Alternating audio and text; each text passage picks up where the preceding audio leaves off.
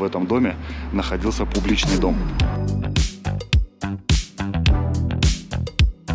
Вон мужик в пиджаке! Время 8 утра, ищет магазин «Красное и белое». Еще заглянем сейчас с вами, посмотрим на замок. А еще благодаря Василию Хлудову город Сочи превратился из прибрежного поселка в модный курорт.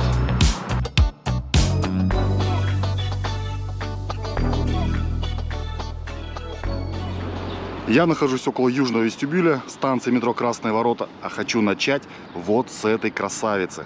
Построили ее в 1953 году. А в 18 веке на этом месте находилась деревянная триумфальная арка, построенная по указанию Петра I в честь победы над шведами под Полтавой. В 1753 году ее заменили на каменную.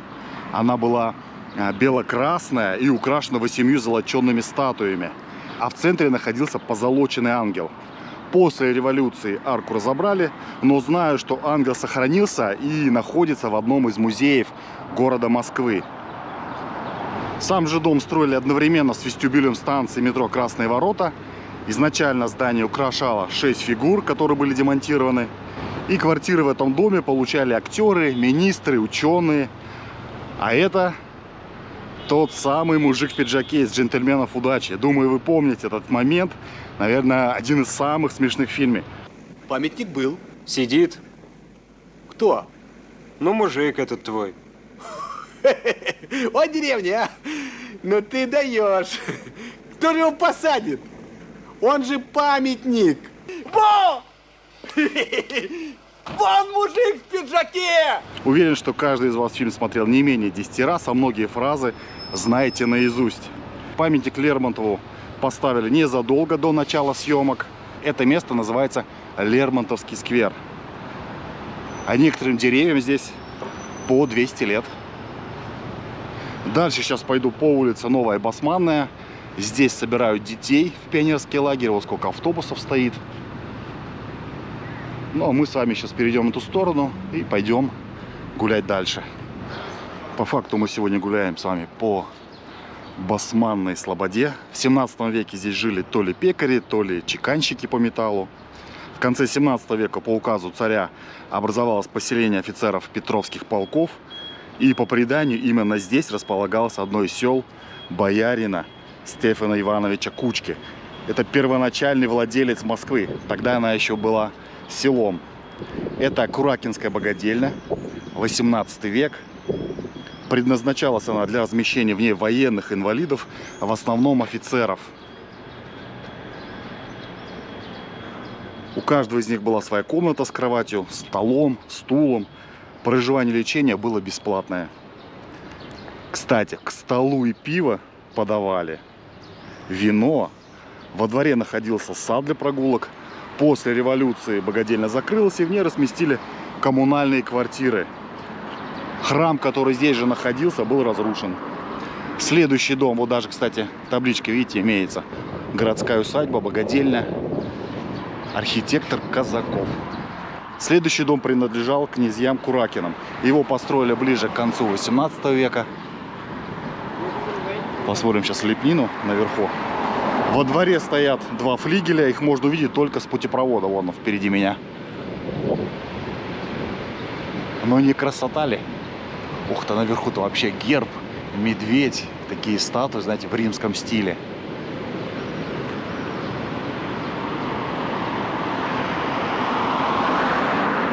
Красиво оформлен дом. И прямо напротив находится здание, в котором располагалась поликлиника наркомата путей сообщения. Оно тоже очень большое здание. В 1933 году построили. Оборудована была на тот момент лучшей медицинской техникой. А помогали ее оборудовать американцы. Вот он у нас путепровод. Сейчас мы попробуем на него встать и рассмотреть 2 флигеля. Вот первый флигель. Ну и там во дворе еще один. Туда уже заходить не буду. Чья-то частная территория.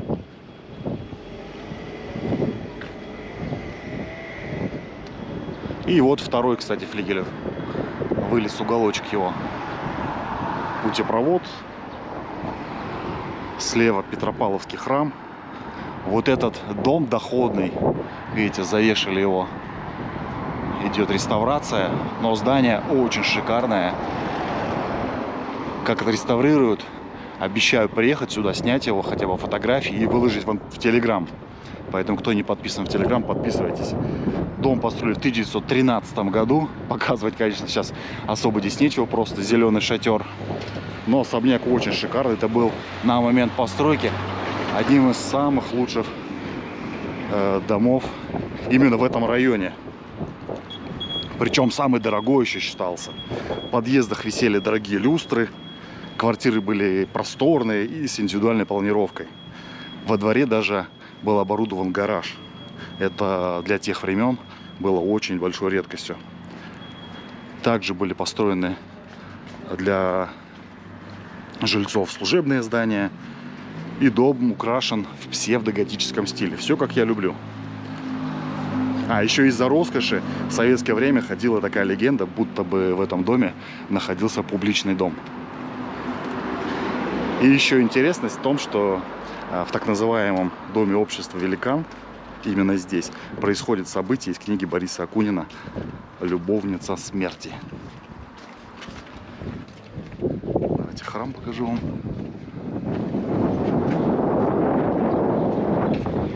Колокольня.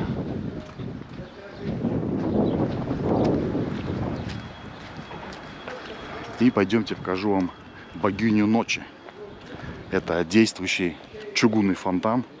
В руке у богини фонарь, изготовленный в Париже. Новая Басманная, 12. Исторические улицы.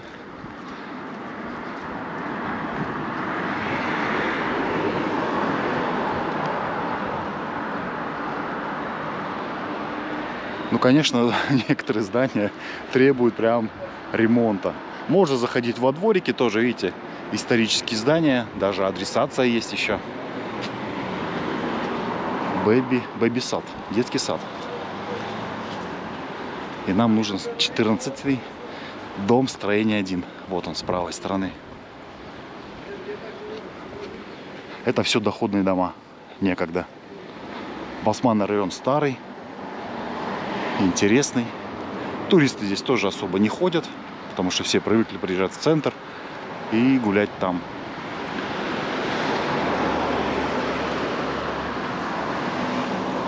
Вон она, богиня ночи. С фонарем, видите? Это все оригинал. К сожалению, пройти там невозможно, все забором оградили. А дом, посмотрите, тоже какой шикарный. С этими скульптурами. Это особняк Николая Стахеева, известного золотопромышленника и крупного купца. Купцы того времени нередко занимались чайной торговлей. Чай тогда был модным, дорогим и статусным товаром. Сейчас многое изменилось, но интерес к настоящему чаю только растет.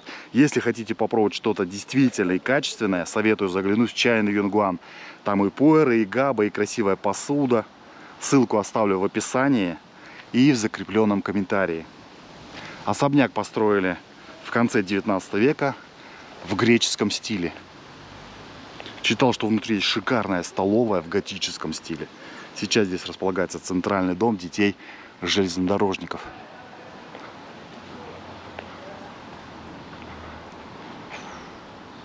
Ребят, кто был в Греции, отпишитесь. Греческий стиль или нет? Ну, что-то такое есть, мне кажется. Сейчас будет как раз-таки за забором вон там сад имени Баумана. Мы пройдем мимо. Где красный-белый магазин? Не знаю. Я вам скажу, время 8 утра, ищет магазин красное-белое. Ой. Хотя вон какой-то мини-маркет. Или алкомаркет. Ладно, удачи ему в поисках. Так, сейчас надо вам показать богиню ночи. Ночью он светится, фонарь, вот, который она держит.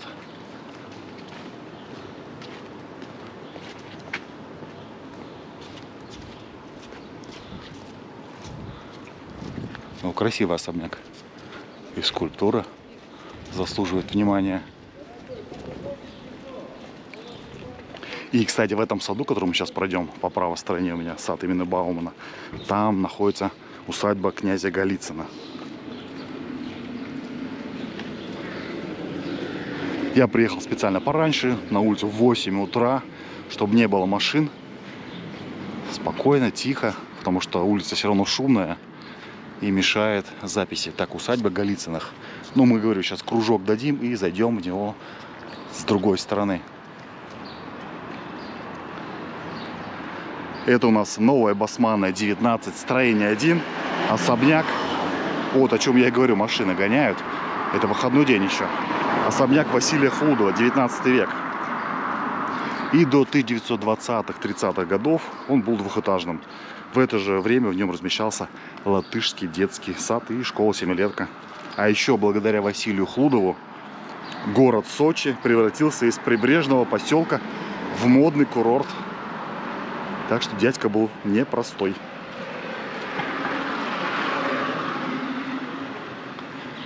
Да, многие усадьбы, видите, на реставрации закрыты. Поэтому будем смотреть то, что открыто.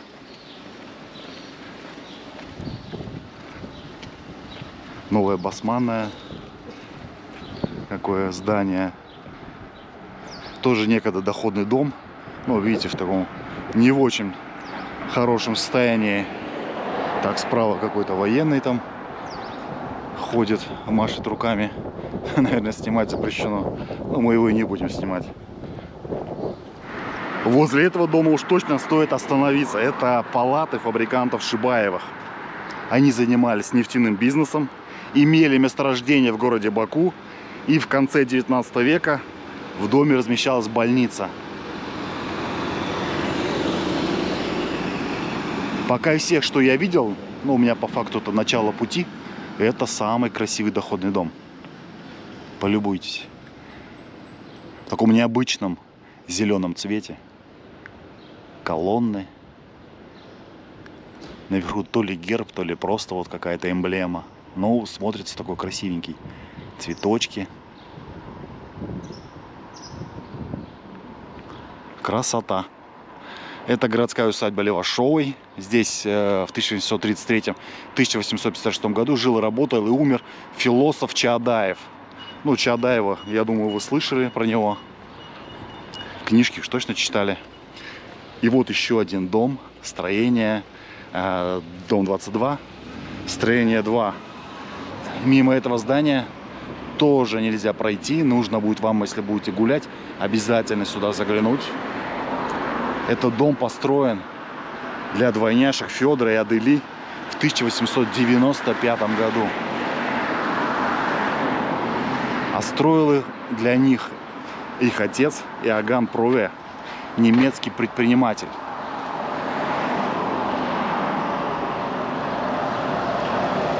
Мало того, у каждого из двойняшек был собственный парадный вход и флигель. Вот, наверное, слева-справа флигеля, а парадный вход тоже, кстати, вот слева и справа вижу. И вот эта огромная территория принадлежала этой богатой семье. И если свернуть сейчас дальше, мы пройдем вот в переулок. Жалко, пройти нельзя вовнутрь. Вот сейчас, если мы свернем направо с вами и пройдем немного вперед, то можно полюбоваться отцовским домом. Он находится на улице Александра Лукьянова, 7, строение 1. Это, наверное, вот там дальше. Давайте дойдем уже. В общем, здесь везде был сад, и с одной усадьбы можно было просто перейти в другую усадьбу. Так, дом двойняшек. Это вот левый флигель, там был правый флигель. И вот какая из каких сторон кому принадлежала, я не знаю. Но я думаю, это и не важно. Особняк, конечно, шикардос. 3 этажа, огромные. И представьте, здесь был огромный большой сад. Это уже, ну, такая, можно сказать, более современная, да, постройка. И вот то голубое здание с левой стороны, это как раз и усадьба отца. Ну, я не представляю, какие здесь были вот территории, да, выкупали себе территории, обустраивали сады, строили особняки. Вот, по факту, да, дом отца. Тоже красавец.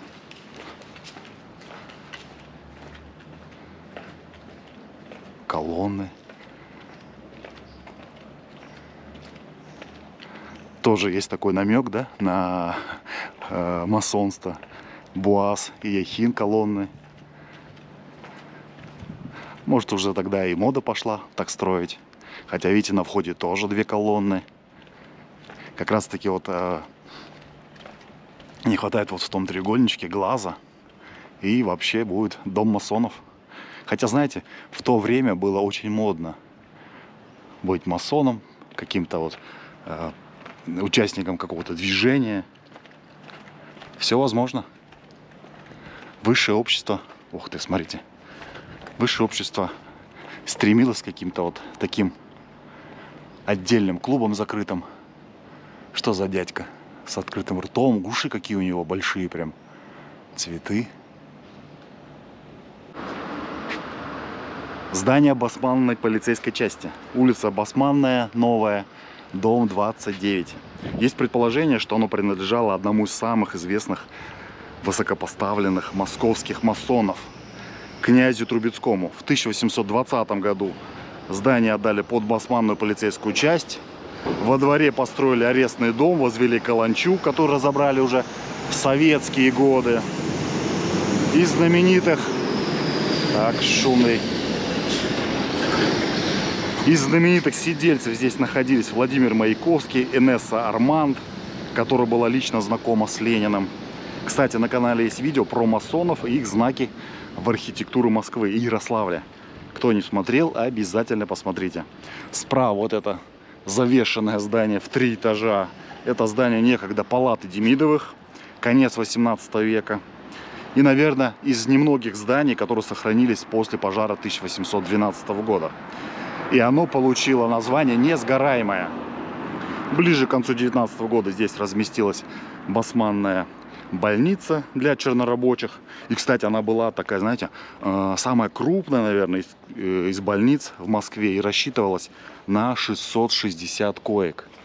А вот, табличку открыли, главное. В этой больнице с первых дней Великой Отечественной войны 1941-1945 размещался госпиталь для раненых воинов советской армии.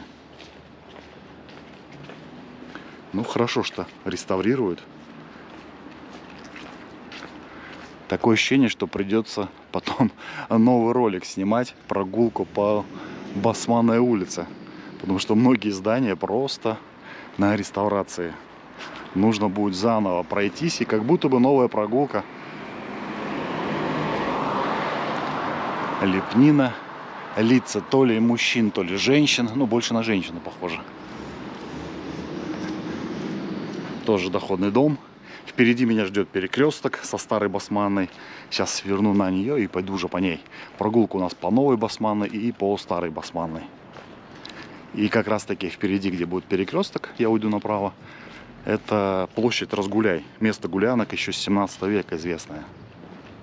Раньше ставили там самовар, сушки продавали, баранки. Наверное, знаете, такой аромат, чайный аромат, мед, веселье. Короче, так и хочется сказать, разгуляй. Поэтому площадь Разгуляй. Сейчас еще на той стороне покажу вам дом деревянный, в котором жил дядя Александра Пушкина, Василий Пушкин. Сейчас там музей находится. Сам же дядя Пушкина Василий был военным и важной фигурой в жизни поэта. Наверное, даже он и оказал такое влияние на его воспитание и образование. Так, вот она, площадь Разгуляй. Вот, кстати, желтенький домик, это и есть дом дяди Пушкина. Еще заглянем сейчас с вами, посмотрим на замок. Нужно будет во двор уйти. Там есть такой замок интересный. Ни разу его сам не видел. Но мы сейчас посмотрим вместе с вами в первый раз.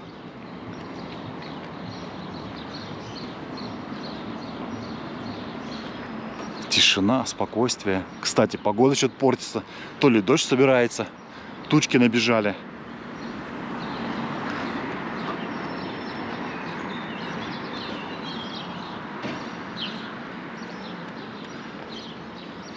Памятник. Вот деревянный дом, 36-й. Вот это и есть дом дяди Пушкина.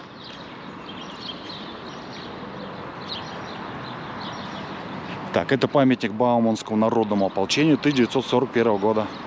От благодарных москвичей. Вот старая Басманная 36, дом дяди Пушкина, где сейчас музей. Справа вот это четырехэтажное здание. В этом доме когда-то находилась торговая школа Морозова. И вон, видите, за как раз таки за деревянным домом, дом такой высокоэтажный, сколько там, 9 этажей, наверное, похож на замок, на крепость. Вот. Вот нам надо туда пройти. Я так понимаю, что нужно обойти 34-й дом и завернуть налево. Пешеходный переход впереди. Сейчас мы перейдем с вами, заглянем. Сейчас, по-моему, вот это здание лицей, школа, вот, школа имени Карбышева, номер 354. Но в любом случае существует какая-то преемственность, да, раньше была торговая школа Морозова, сейчас тоже школа, ну, просто сменилось название и номер, не более. С этой стороны вот даже и не скажешь, что это какой-то такой необычный дом. Дом-крепость.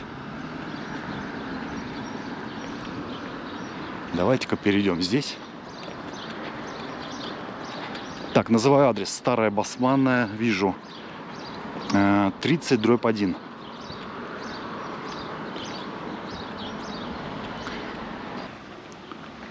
Дом этот был построен в 1912 году по заказу банкира Адольфа Шиллера. Владельцу хотелось создать доходный дом, который не только бы выглядел красиво, но и был технически современным для своего времени.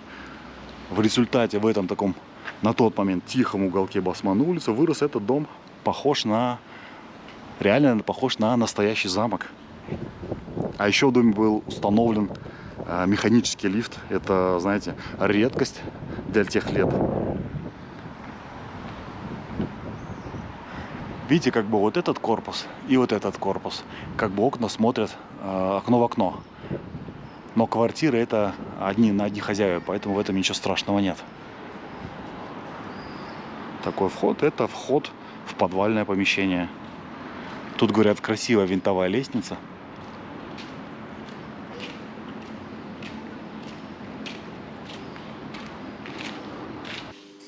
Ребят, мне удалось пройти вовнутрь. Вот такой подъезд. Посмотрите, какая высота. Лифт, винтовая лестница. Потолки здесь в квартире 4,5 метра. 4,5. Это, по-моему, самое большое расстояние, которое я слышал, что в квартирах может быть. Лифт старый. Вот такая винтовая лестница. Так. Давайте посмотрим, сколько на этаже квартир. Раз квартира. 2. То есть 2 квартиры на этаже. Говорю шепотом, потому что меня опустили, попросили, чтобы я не шумел. Давайте еще раз поднимемся. Чуть-чуть повыше посмотрим. Да, тут тоже 2 квартиры.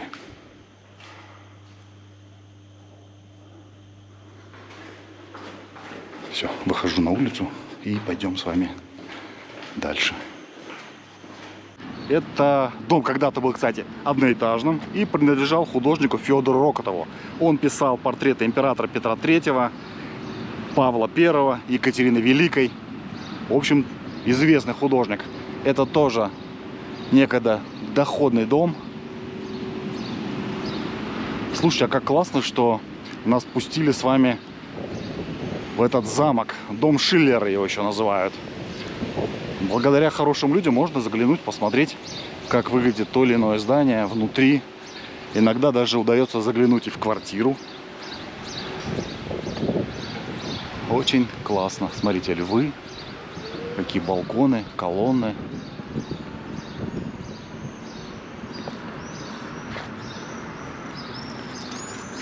Нет, я всегда поражаюсь, как люди строили. И строили на века. Во-первых, красиво. Во-вторых, на века для потомков. Конечно, с бизнесом своим связывали все это дело. Куда без этого. Но, тем не менее, все строили и все это сохранилось. Ну, не все, ладно, не все. Так, и нам нужен вон тот особняк с колоннами. Дом с колоннами. Усадьба Муравьевых апостолов. Тоже пережила пожар 1812 года. Неоднократно меняла хозяев. В нем располагался когда-то детский приют. После революции уже коммунальные квартиры. Сейчас дойдем, посмотрим. И как раз таки, наверное, опять вот ремонт идет. Тоже доходный дом. Да, скорее всего, тот дом, который я хочу тоже вам показать. Как вам, ребят, прогулка по Басманной? Тихо, спокойно. Много зелени. В Москве, кстати, очень много зелени. Парки присутствуют в каждом районе. Бывает там по 2-3 парка больших. Например, как на Войковской, рядом Покровская с Трешнем. Огромный парк с прудами. Видео тоже есть на канале про Покровское с Трешнево. Я, наверное, уже всю Москву обходил. Хотя нет. Обходил-то я всю, но снял не всю еще. Тут снимать, не переснимать. Сеть ресторанов Сахара. Ну, пока никого нет. Время еще утро. Так, вот он у нас. Дом с колоннами. Усадьба Муравьевых апостолов. Наверняка тоже были масонами. Сейчас сложится впечатление, что у меня теперь все масоны.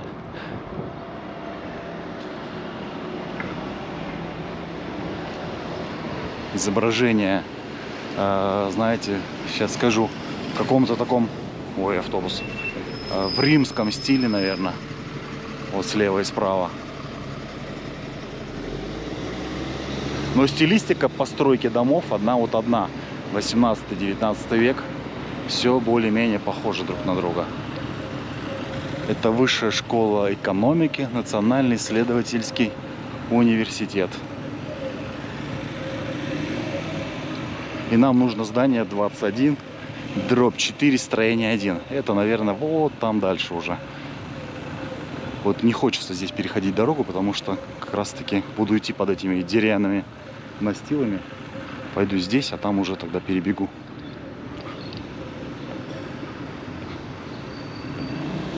Парк там также может погулять. А, это еще и остановка теперь. В общем, полным ходом идет ремонт улицы. Что по новой, что по старой, Басманной. Не то что улица, а здания, фасады. Однозначно придется сюда еще раз идти. Ну, наверное, уже в следующем году. В этом году сомневаюсь, что они все это достроят, все отремонтируют.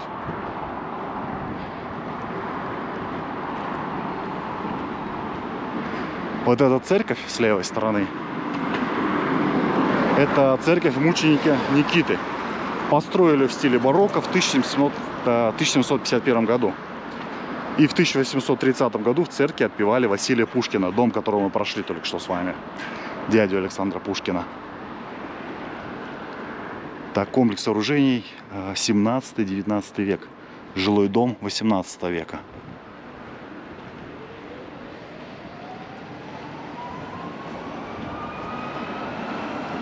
Так, ну и в церковь возвращаемся. В 1933 году храм закрывают, и в нем размещалась бригада ПВО. Позже уже складские помещения. Так, и вот он у нас. 21/4. Так, 2. Это 19-й. А нам нужен 21/4. Строение 1. Так, вот то, наверное, было, кстати. Да, вот как раз таки его ремонтируют. Не посмотрим. Городская усадьба Куракиных. Ладно. Не судьба сегодня посмотреть ее. Посмотрим в следующий раз.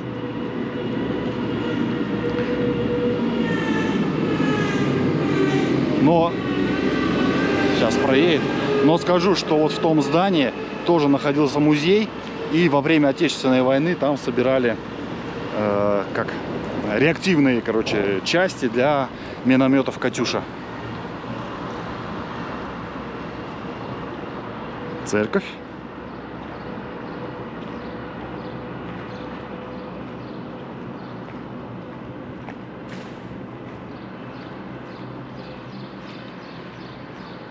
И по факту мы с вами дошли уже до сада имени Баумана. Вот там, видите, цветы, это как раз таки вход в него.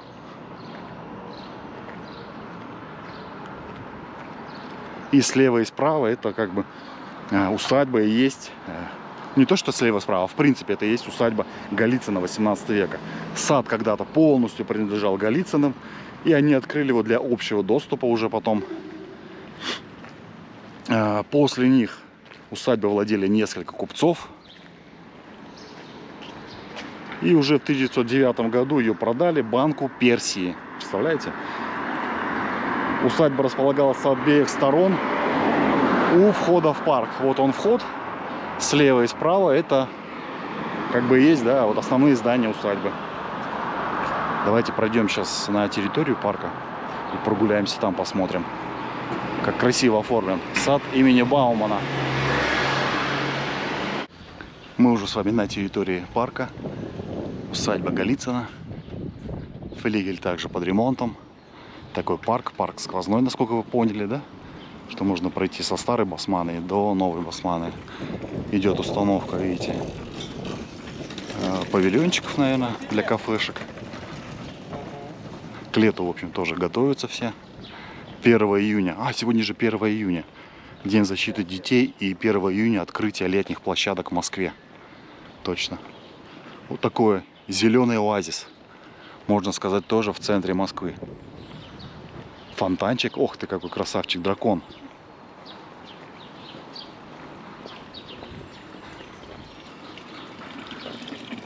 Красавец. Вода теплая, кстати, водичка прям. Сегодня дождь обещают. Хотя не знаю, пойдет, не пойдет. Что-то опять вот погода лучше становится. Тучки уходят. Но в жаркий день, думаю, прям самое то. Здесь посидеть, прохладненько, в тени спрятаться. Есть фонтанчик. Вот сколько скамеек.